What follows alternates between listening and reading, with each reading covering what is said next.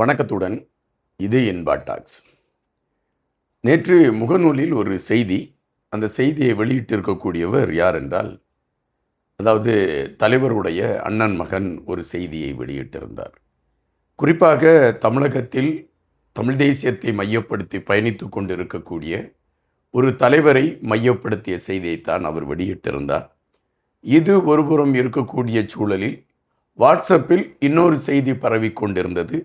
தமிழ் சுடர் என்கின்ற பத்திரிகையில் வந்திருக்கக்கூடிய செய்தி, அந்த செய்தியும் அந்த குறிப்பிட்ட தலைவரை மையப்படுத்திய செய்தியாக இருந்தன. இந்த காணொளியில் அது குறித்த ஒரு தேடலைத்தான் நாம் எடுக்க இருக்கிறோம். எனவே இந்த காணொளி நாம் காழ்ப்புணர்ச்சியிலோ அல்லது யார் மீதும் கோபத்திலோ எடுத்து வைக்கக்கூடிய கருத்து அல்ல. 2 தளங்களில் வந்த செய்திகளை மையப்படுத்தி இந்த கருத்துக்களை எடுத்து வைக்கிறேன். சமீபத்தில் பரபரப்பாக பேசப்படுகின்ற ஒரு செய்தியாக இருக்கக்கூடிய ஒரு விடயம் என்னவென்றால், சில இடங்களில் தலைவரை குறைவாக மதிப்பிட்டு ஒரு குறிப்பிட்ட அமைப்பின் தலைவராக இருக்கக்கூடியவர் சில செய்திகளை பதிவிட்டிருக்கிறார் என்கின்ற செய்தி பரவலாக பேசப்படுகிறது. நான் இல்லை என்றால் தலைவருடைய பெயர் இன்றைய சமுதாயத்திற்கு தெரிவதற்கே வாய்ப்பில்லை என்று அந்த கட்சியின் தலைவர் குறிப்பிட்டார் என்கின்ற செய்தி பரவலாகவே எடுத்து வைக்கப்படுகிறது. இதனால் சிலர் கோபப்பட்டு அந்த கட்சியின் தலைவரை மிக கோபத்தோடு இகழ்ந்து பேசக்கூடிய களங்களும் அரங்கேறி இருக்கிறது. இது நாம் தொடர்ச்சியாக பார்க்கக்கூடிய ஒரு செய்தி. ஆனால் இப்பொழுது 2 செய்திகள் வெளியிடப்பட்டிருக்கின்றன. ஒன்று, தமிழ் சுடர் என்கின்ற அந்த பத்திரிகையில் வந்ததாக ஒரு செய்தி அந்த வாட்ஸ்அப் மூலம் பகிரப்பட்டிருந்தது நேற்றிரவு. அந்த செய்தியில் குறிப்பிட்டிருந்த தகவல்கள் என்ன? முதலில் அதை பார்த்து விடலாம். எனக்கு கூட அந்த செய்தியை ஐயா கிருபாகரன், பிரான்சில் இருக்கக்கூடிய சமூக செயற்பாட்டாளர் ஐயா கிருபாகரன் அவர்கள் அந்த செய்தியை எனக்கு அனுப்பியிருந்தார். அந்த செய்தியில் சொல்லப்பட்டிருக்கக்கூடிய விடயங்கள் என்ன என்பதை முதலில் பார்ப்போம்.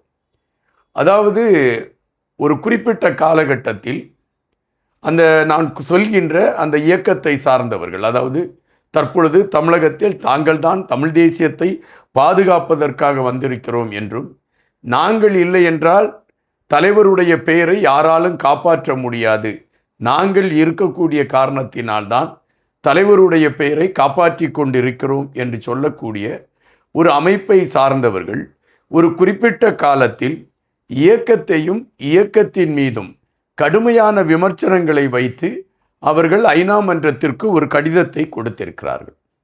அந்த கடிதத்தை அவர்களுடைய சர்வதேச ஒருங்கிணைப்பாளராக இருந்த நாரிமன் என்பவர் மூலம்தான் அந்த ஐநா மன்றத்திற்கு அந்த அறிக்கை கொடுக்கப்பட்டிருக்கிறது. அந்த அறிக்கையில் 44 பக்கம் இருக்கிறது என்று குறிப்பிடுகிறார்கள். அதில் 40வது பக்கத்தில் இருந்து 41வது பக்கத்தின் தொடக்கம் வரை இயக்கத்தை குறித்தும் இயக்கத்தில் இருந்த அந்த செயல்பாடுகளை குறித்தும் கடுமையான விமர்சனங்கள் எடுத்து வைக்கப்பட்டிருந்தது என்கின்ற செய்தி எடுத்து வைக்கப்படுகிறது. அதன் காரணமாகத்தான் ஒரு குறிப்பிட்ட நூல் வெளியீட்டு விழாவின் பொழுது அந்த குறிப்பிட்ட கட்சியின் தலைவர் கலந்து கொள்கிறார் என்கின்ற அடிப்படையில் இயக்குனர் கௌதமன், ஐயா காசி ஆனந்தன் போன்றவர்கள் அந்த புத்தக வெளியீட்டு விழா நிகழ்வில் கலந்து கொள்ளவில்லை என்கின்ற செய்தியும் அதிலே குறிப்பிடப்பட்டிருக்கிறது. அப்படி என்றால் இங்கு என்ன உண்மையான நிலையில் இருக்கிறது, யார் உண்மையாக இருக்கிறார்கள் என்கின்ற கேள்வி வருகின்றது. நேற்று இரவு முகநூலில் ஒரு செய்தி பரவத் தொடங்கியது.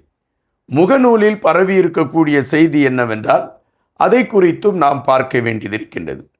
தலைவரின் அண்ணன் மகனுடன் நமக்கு சில கருத்து வேறுபாடுகள் உண்டு. ஒரு கட்டத்தில் இருக்கிறார் இல்லை என்கின்ற விமர்சனங்கள் வந்த பொழுது இருக்கிறார் என்கின்ற நிலைப்பாட்டில் நின்றவர்களில் பலர் உண்டு. அதிலும் எங்களை போன்றவர்கள் நம்பிக்கையின் அடிப்படையில் நின்றோம். அப்பொழுது தலைவருடைய அண்ணன் மகன் எடுத்து வைத்த கருத்துகள் கடுமையான விமர்சனங்களை கொடுக்கக்கூடிய களங்களை நாங்கள் எடுத்தோம். தற்பொழுது தலைவருடைய அண்ணன் மகன் இந்த குறிப்பிட்ட கட்சியின் தலைவரை மையப்படுத்தி சில செய்திகளை வெளியிட்டிருக்கிறார். அது தமிழக மக்களுக்கு. அவர் என்ன குறிப்பிட்டிருக்கின்றார் என்றால், தமிழகத்தில் இன்று அவர் நேற்று அனுப்பியிருக்கிறார், நாளை தேர்தல் நடைபெற இருக்கிறது. இந்த தேர்தல் தமிழக மக்கள் எதிர்பார்த்திருக்கக்கூடிய தேர்தல். எங்களை பொறுத்த மட்டில் தமிழர் தாயகத்தில் இருக்கக்கூடியவர்களையும் தமிழகத்தில் இருக்கக்கூடிய மக்களையும் நாங்கள் பிரித்து பார்க்கவில்லை. நாங்கள் ஒரு இனமாகத்தான் பார்த்து கொண்டிருக்கின்றோம். ஆனால் எங்களுடைய சித்தப்பாவை சந்திக்காதவர்கள் சந்தித்தேன் என்று கதைகளை சொல்கின்றார்கள். அந்த சந்திப்பு எப்படி நடந்தது என்றால், ஒரு காலகட்டத்தில் கலை நிகழ்ச்சிகளுக்காக ஒரு சிலரை நாங்கள் கூப்பிட வேண்டிய களம் அமைந்தது. அப்படித்தான் ஒருவரை நாங்கள் அழைத்தோம். அவர் எங்கள் சித்தப்பாவை சந்திப்பதற்கான முயற்சிகள் எடுக்கப்பட்ட பொழுது முதலில் மறுக்கப்பட்டது.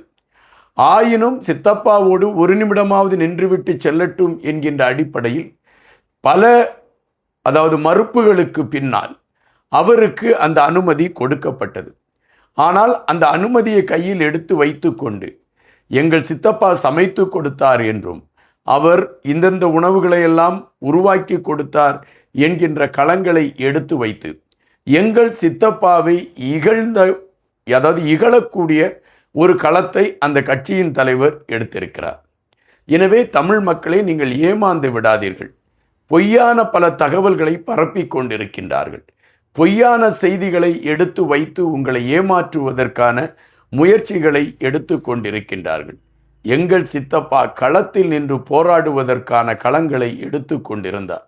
தனக்கு ஒரு துண்டு நிலம் கூட இல்லாத நிலையில்தான் எங்களுடைய சித்தப்பா இருந்தார்.